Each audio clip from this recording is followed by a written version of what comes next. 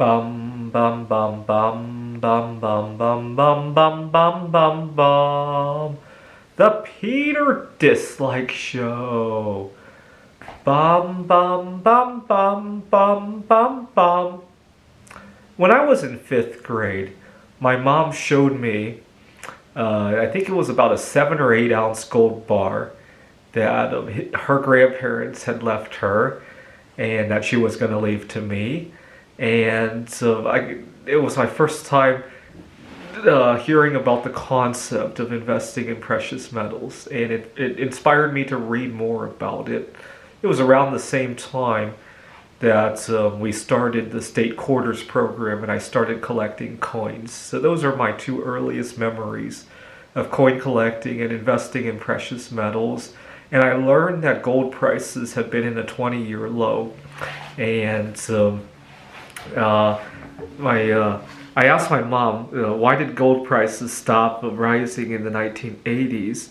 And she explained that because we now invest in stocks. Nobody invests in gold anymore. And then I asked her, well, why are you keeping such a gold bar? And she explained that it was for sentimental value. So even my mom at the time, this would have been in 1999, 2000, didn't believe in the idea of investing in precious metals for the long term. Well, fast forward a couple years later, my dad had lost about $500,000 in the stock market, and my mom was really upset. They were arguing every night about it. At this point, I was full on with collecting coins. I was going to the bank looking for rolls of. I loved half dollars because you could occasionally find a silver coin, and I was continuing to hoard the state quarters, and I got fascinated by the silver half dollars, and the reason being that I read about the Hunt Brothers saga. At the time, a 40% silver half dollar had about 60 cents worth of silver, and so I thought that the downside risk, if you were to invest in that, was pretty low. And so when I learned that my dad had lost 50%, 60%, 70%, whatever it was in the stock market, I suggested to my dad that he take whatever he had left and buy 40% silver half dollars. I even showed him the website where they were selling $1,000 face value bag of silver half dollars. We're going for, I think, $1,200, $1,300. I distinctly remember the way that listing looked because I was so excited for my dad having this opportunity, but he laughed at me and he got very upset because at this point I was spending so much time searching rolls of half dollars that my homework started to slip, and my dad just thought I had lost my mind. And now I'm telling him to take his life savings and to buy silver. I think he just lost his mind over it. Now, it was around this time, this would have been late 2001, early 2002, that I started to study chemistry, and I learned exactly what silver and gold were on the periodic table. And then it hit me, of all these elements on here, why just silver and gold, right? And then it hit me, I could also look for copper pennies as well. And so I put together a not insignificant number of copper pennies, right? And then there's all these other elements on here.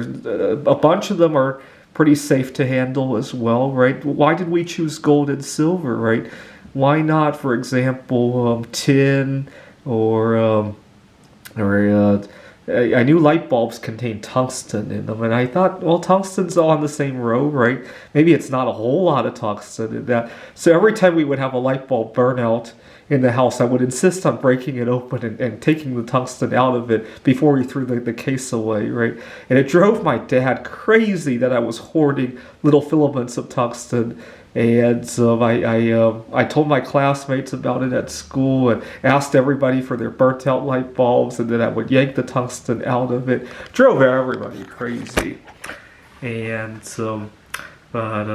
that's how I got involved in a lot of the precious. I wish I had started the bismuth stuff earlier. That's one of my only regrets in life. But I now have 20 different elements on the periodic table.